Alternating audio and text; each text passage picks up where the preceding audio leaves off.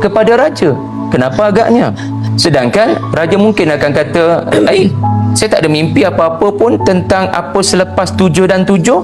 Tiba-tiba dia kata begini, kenapa ya? Tuan-tuan, di sinilah sebenarnya kemenangan Yusuf alaihi salam. Sebab kalau Yusuf hanya mentafsirkan mimpi raja, orang tetap akan kagum dengan raja, dan kemudiannya barulah pentafsirnya. Tetapi bila Yusuf kata ada something after 14 years, orang akan beralih zoom kepada ada sesuatu lebih daripada apa yang raja mimpi, dan orang yang menyebutnya itu adalah seorang Yusuf. Orang pasti akan zoom kepada Yusuf dan meninggalkan raja. Jadi ini adalah kaedah Allah nak memuliakan Yusuf alaihissalam sebagai Rasul. Hanya Rasul sahaja boleh tahu masa depan, apa akan terjadi di akhirat. Hanya Rasul sahaja boleh beritahu.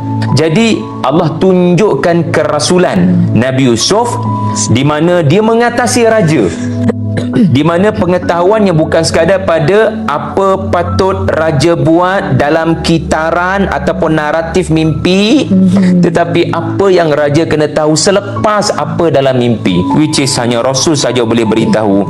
Jadi ini mengajar kita pada tahun yang ke-15, ketika rakyat kembali senang lenang, di mana hujan telah turun dan rakyat dapat memetik pelbagai buah-buahan, Yusuf mempunyai agenda penting, iaitulah mendidik rakyat tentang Islam. Seolah-olah begitu, tuan-tuan. Kenapa dia kena gembirakan raja dan rakyat dengan tahun yang ke-15? Kenapa nak kena datangkan berita gembira after 7 tahun kemarau? Sebab menjadi peranan Rasul memberikan berita gembira selepas berita duka cita. Menjadi peranan seorang Rasul, kita punya effort terlalu banyak ni untuk struggle 7 tahun kemarau ni, menyakitkan. Menjadi peranan seorang Rasul menyebutkan, mengumumkan, sebenarnya kerja kamu tidak sia-sia, kamu akan mendapat kesenangan, kamu akan mendapat natijah yang baik, which is pada tahun ke-15. Sebenarnya apa yang Yusuf nak beritahu pada rakyat pada tahun ke-15? Di dunia memang kita kena susah, di dunia kita memang kena struggle.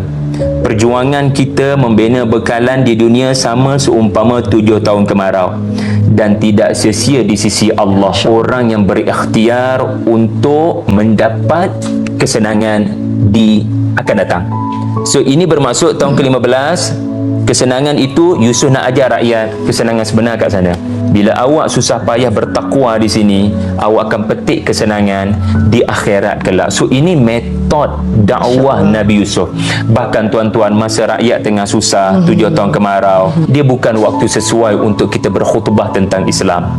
Bagi rakyat mudah dulu, makan minum mudah dulu, tak ada orang kebuluran, tak ada orang ke pinggiran, semua orang dapat akses kepada makanan-makanan asasi. Selesai bahagian alladhi at'amahum min ju' wa amanahum min khauf, baru kita menyampaikan dakwah Islam pada tahun yang ke-15. Maksudnya ini adalah satu strategi yang penuh dengan hikmah, dan menarik untuk disebutkan tahun yang ke-15 jugalah dalam konteks Rasulullah menerima berita gembira. Tahun yang ke-15 kenabian, berita gembira daripada peperangan Badar. Itulah kemenangan yang Rasulullah perolehi. So menarik untuk kita lihat angka 15.